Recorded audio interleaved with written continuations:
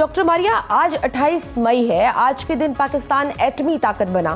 کتنی امپورٹنس ہے اس دن کی، خاص طور پر حالیہ کشیدگی کے تناظر میں دیکھا جائے تو طاقت کے توازن کے حوالے سے یہ کتنی بڑی اچیومنٹ تھی پاکستان کی؟ دیکھیں، اگر 28 مئی نہ ہوتی تو شاید آج پہلگام بھی اس طرح نہیں ہوتا جیسے کہ ہوا. کیونکہ یہ بات واضح ہے کہ جب بھی آپ کو کنونشنل کسی بھی جنگ کا سامنا ہو اور ایک ایسے حریف کا سامنا ہو جو آپ سے 3 گنا زیادہ ہو، 5 گنا زیادہ ہو، اور اس کے ساتھ اس کے پاس بین الاقوامی اتحادی بھی موجود ہوں، تو یقینی طور کے اوپر آپ کو اپنی دفاعی صلاحیت کے اوپر انحصار کرنا پڑتا ہے. اور ایسی صورتحال میں اگر آپ کے پاس ایٹمی طاقت نہ ہوتی تو یہ ممکن نہیں تھا کہ آپ جنگ کو اس جگہ پہ روک سکتے یا جنگ میں اس جگہ پہ فتح کا اعلان کر سکتے یا اپنے دشمن کو اتنا جو ہے مرعوب کر سکتے کہ وہ ہتھیار ڈالنے پہ مجبور ہو جاتا. یہ آپ کی ایٹمی صلاحیت ہے، اور یہ آپ کی ایٹمی صلاحیت کے ساتھ آپ کی عسکری صلاحیت ہے. یہ اس کا گھٹ جوڑ ہے جس کی وجہ سے آپ کو ناقابل تردید جو ہے فتح حاصل ہوئی.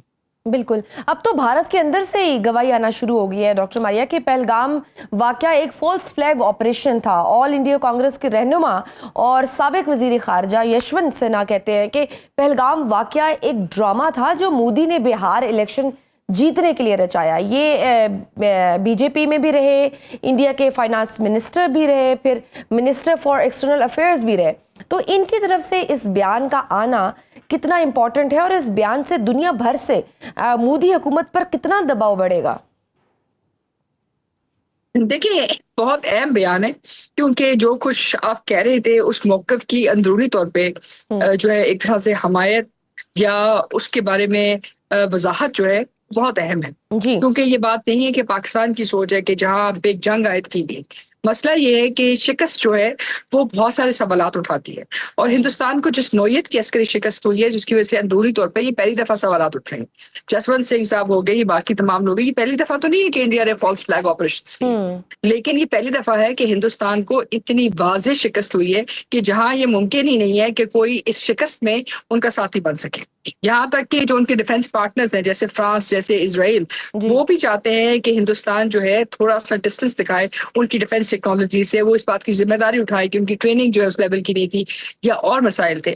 اسی طرح جو ان کے سیاسی پارٹنرز بھی ہیں، ان کے حریف بھی ہیں، اور ان کے ایک طرح سے آپ کہہ سکتے ہیں ان کے مد مقابل جو لوگ کھڑے ہیں، وہ بھی نہیں چاہتے کہ اس شکست کے اندر وہ کسی صورت بھی حصے دار بنے. یہی وجہ ہے کہ اندرونی بیرونی جو بھی ان کے جھوٹ سچ تھے وہ ساری دنیا کے سامنے آئے. کتنا اس کا امپیکٹ ہوگا؟ دیکھیں، امپیکٹ تو ہو چکا ہے. ہندوستان کو اتنی تاریخی شکست 70 سالوں میں پہلی دفعہ ہوئی ہے کہ جہاں وہ کسی صورت شکست کو فتح میں تبدیل کرنے میں ناکام رہے ہیں، نہ صرف اندرونی سطح پہ بلکہ بیرونی سطح پہ. اور اس قسم کے بیانات سے یقینی طور کے اوپر جو ان کا موقف ہے کہ وہ سچ مچ ایک جنگ لڑ رہے تھے اور جس میں وہ کامیاب ہوئے، وہ سب کا سب جو ہے ایک طرح سے چیلنجبل بھی ہو گیا، اور ساتھ ہی ساتھ ہندوستان کے اوپر پابندیاں بھی عائد کی جا سکتی ہیں کہ انہوں نے اتنی جھوٹ کے مطلب جھوٹ کی بنیاد کے اوپر کسی دوسرے ملک کے اوپر ایک جنگ جاری کرنے کی کوشش کی. بالکل. اور اس شکست کے بعد جس طرح سے کانگریس، دیگر اپوزیشن جماعتیں، صحافی اور عام بھارتی عوام جیسے مودی کے جھوٹ کو بے نقاب کر رہی ہے، تو کیا اسے ہم کنسیڈر کریں کہ مودی کی سیاسی موت؟ نہیں، اتنی جلدی سیاسی موت نہیں ہوگی ان کی، کیونکہ دیکھیے انہوں نے جو اپنے لیے چیز 11 سالوں میں بنائی ہے وہ شاید کسی اور ہندوستانی لیڈرشپ نے نہیں بنائی. وہ انہوں نے نفرت کی سیاست کی، اور نفرت کی سیاست میں انہوں نے ایک قومی بیانیہ بنایا جو جھوٹ پہ مبنی تھا. اور اس جھوٹ کی مبنی میں جو لوگ ان کے ساتھ ہیں وہ کوئی صحیح ذہن والے لوگ نہیں ہیں جو اس وقت جو ہے مودی کی ہر جھوٹ اور سچ کے بارے میں فرق رکھ رہے ہیں. ہاں، اس سے فرق ضرور یہ ہے کہ جو ان کی اپوزیشن ہے ان کے پاس پہلی دفعہ جو ہے بڑی واضح جو ہے ثبوت موجود ہیں کہ جس میں وہ دکھا سکتے ہیں کہ ہندوستان کو تاریخی شکست ہوئی، ہندوستان کو سفارتی ناکامی کا سامنا کرنا پڑا، ہندوستان کو اپنے تجارتی جتنے بھی پارٹنرز ہیں ان سے شکست جو ہے تسلیم کرنی پڑی، اور اس کا جو نقصان ہے وہ لاکھوں میں نہیں، کروڑوں میں نہیں، بلکہ بلینز آف ڈالرز میں ہے. اور یہ جو امپیکٹ ہے ظاہر ہے ہندوستان کی اکانومی پہ آئے گا، ہندوستان کے ٹریڈ کے اوپر آئے گا، ہندوستان کی عوام تک پہنچے گا، اور اب عوام جو ہے سوالات کرے گی. لیکن جو ان کے اپنے لوئلسٹ ہیں، جو بی جے پی کے فالوورز ہیں، ان میں کوئی خاص تبدیلی نہیں آئے گی، کیونکہ وہ جو ایک طرح سے ان کے جو ساتھی ہیں وہ نفرت کی سیاست کر رہے ہیں. اور اگر آپ نے دیکھا ہو کہ اس ہندوستان پاکستان کی جنگ کے اندر بھی انہوں نے باضابطہ طور کے اوپر ان تمام علاقوں میں جہاں ان کو لگتا تھا کہ کسی قسم کی مداخلت ہو سکتی ہے وہاں ہندوستان کی فوج نے خود جو ہے بمباری بھی کی، وہاں میزائل بھی کرائے. ایسی مثال آپ کو دنیا میں اور کہیں نہیں ملتی کہ کہیں اپنی فوج اپنے ہی لوگوں کے اوپر اس طرح اٹیک کرے. وہ کیوں کیا انہوں نے؟ وہ اس لیے کیا تاکہ وہ یہ تاثر دے سکے لوگوں کو کہ ہندوستان اور ہندوستان کی جو لیڈرشپ ہے بالخصوص بی جے پی کی، وہ کسی بھی سطح تک جا سکتی ہے اپنے جھوٹ اور سچ کے لیے.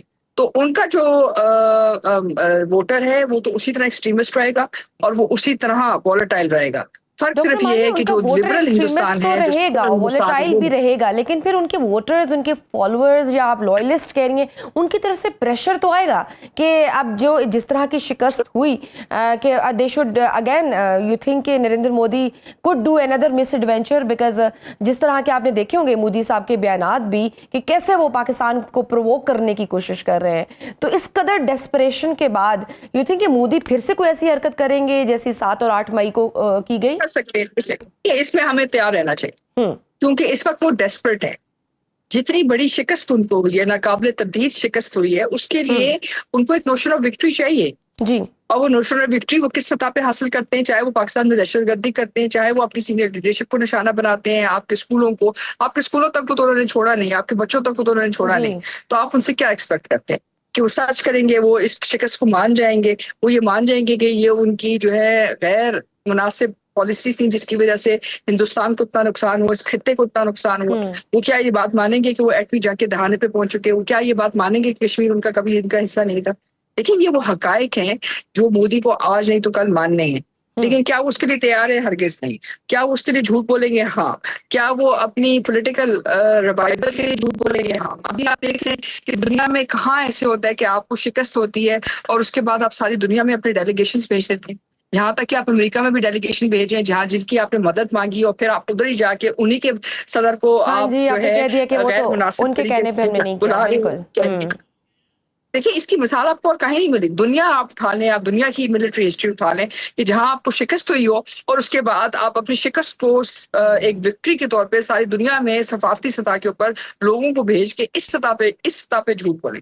دیکھیں اس کی مثال کا مطلب یہ ہے کہ آپ کو نارمل لوگوں سے ڈیل نہیں کر رہے ہیں، آپ بالکل ہی ایک جو ہے کلٹ سے ڈیل کر رہے ہیں. اور جو کلٹ کے لوگ ہوتے ہیں ان سے سنجیدہ گفتگو بہت مشکل ہوتی ہے اور ان سے ریشنل گفتگو بھی بہت مشکل ہوتی ہے. ان کو صرف ایک زبان سمجھ آتی ہے اور وہ ہے طاقت کی. اور وہی وجہ ہے کہ وہ اسی طاقت کی زبان کو سمجھتے ہوئے وہ امریکہ کے پاس گئے. اگر آپ نے ایسکلیٹ نہ کیا ہوتا، آپ نے وہ جوابی حملے نہ کیے ہوتے، آپ کے کیا خیال سے ہندوستان نے سچ ماننا تھا کہ پاکستان جو ہے ریسٹرینٹ کر رہا ہے؟ پاکستان نے انہوں نے یہ بات سمجھنی تھی کہ پاکستان طاقت ہوتے ہوئے جواب نہیں دے رہا. آپ کیا یہ سمجھتی ہیں کہ ایسی صورتحال ہوتی؟